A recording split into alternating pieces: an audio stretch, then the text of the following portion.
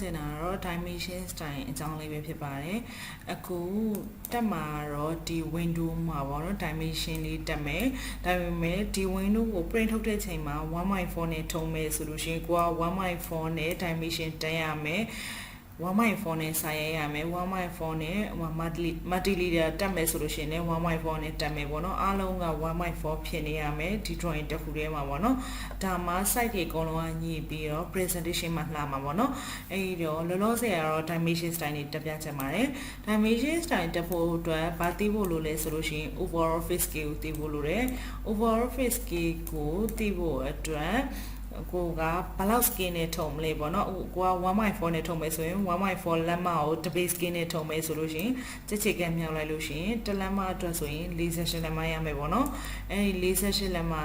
ကို 0.5 နဲ့မြောက်လိုက်လို့ရှိရင် overall face scale ကိုရပါတယ်အဲဒီ overall face scale ကို dimension style ခေါ်တဲ့အချိန်မှာထည့်ပေးရမှာပေါ့နော်အဲဒီတော့ဒါက overall face scale အတွက်တနည်းနည်းပါdimension style ကိုခေါ်မယ်ဆိုရင်ဘယ်ကခေါ်မလဲဆိုရင် annotation နဲ့မှာရှိပါတယ်ရှင် annotation တွေကဒုတိယမြောက်ဒါ dimension style manager ပါပဲ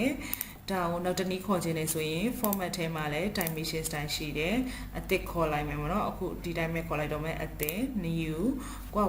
1.4 ခေါ်ရဲဆိုတော့ 1.4 လို့ name ရေးလိုက်မယ် continue ဒါဆိုလို့ရှိရင် new dimension style 1.4 အတွက် dimension style ကြာလာတယ် dimension နဲ့ပတ်သက်တာဆိုရင် line ရှိမယ်မြားတွေရှိမယ်ဒီ bar တွေရှိမယ်ပေါ့နော်အဲ့ထဲမှာခုန overall face scale ကဒီ fit ထဲက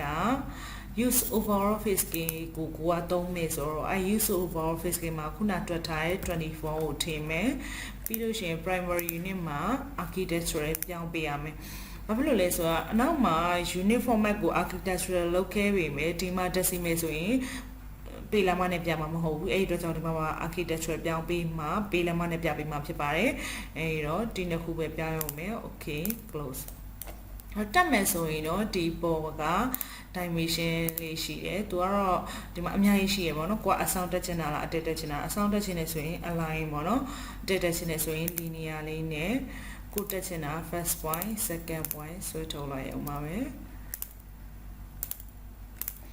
ဒါဆိုရင် dimension style တွက်ပေါင်းတစ်နည်းလေးရပါပြီရှင် dimension style ဒါပေမဲ့ကိုထုံးမဲ့ dimension ကိုထုံးမဲ့ scale ပေါ်မှာမူတည်ပြီးတော့ dimension style ချိန်ပေးရမယ်ပေါ့နော်ဒါတော့ဒီပုံကို 1.4 နဲ့ထုံးမယ်လို့ကိုယ်စဉ်းစားထားတဲ့အတွက်ကြောင့်မလို့ 1.4 နဲ့ dimension တက်ထားခြင်းဖြစ်ပါတယ်ကျေးဇူးတင်ပါတယ်ရှင်